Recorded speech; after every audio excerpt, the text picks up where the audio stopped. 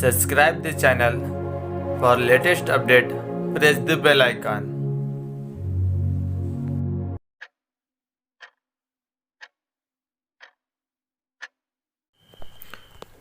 Get ready, start. Ladies and gentlemen, Para, today we all have met here to discuss the important subject rural development. I welcome all those who have come from various government offices from several districts of the state.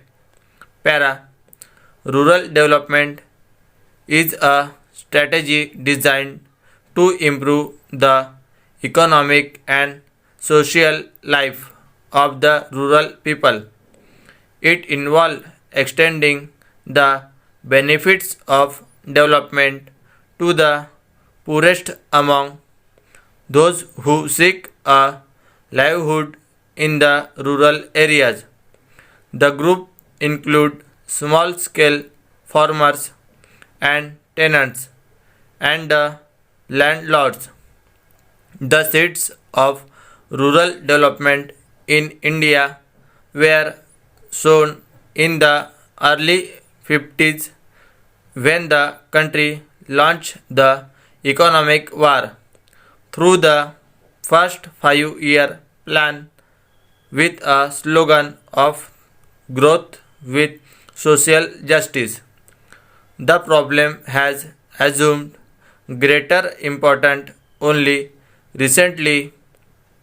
In the meanwhile, various schemes, projects, programs, and institutions have been introduced during these decades to develop the people of countryside.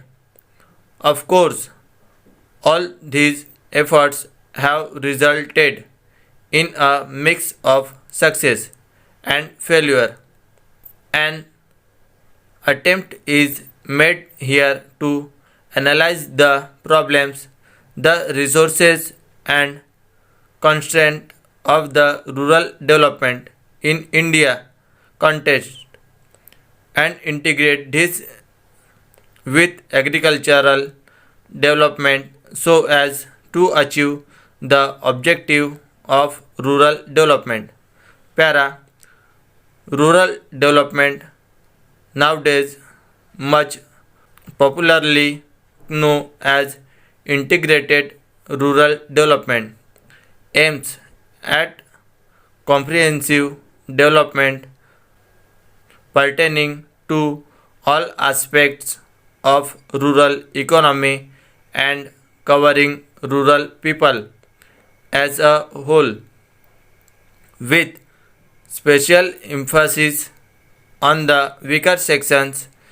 In other words, this amount to increasing the standard of living of the country with the help of constructive programs designed to build up the nation from the bottom upwards.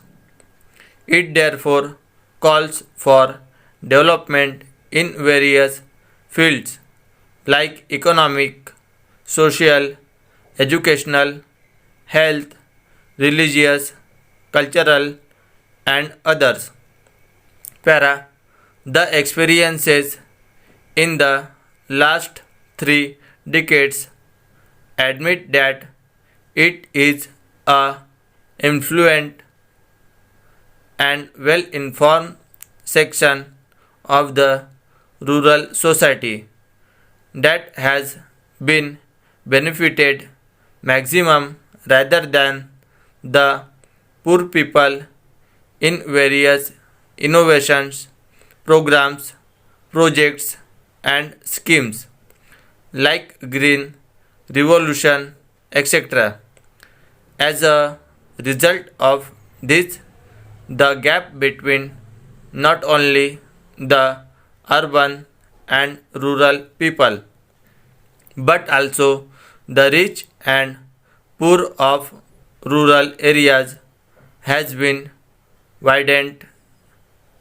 In this connection, we should remember that economic growth by itself does not lead to a proportionate increase in employment opportunities for these sections of the working population who do not have to required access.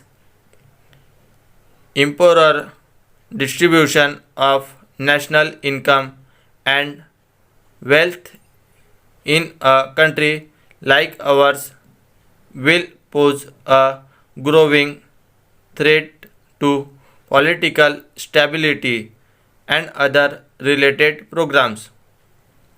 It is therefore necessary for all of us to make efforts for better rural development of the country.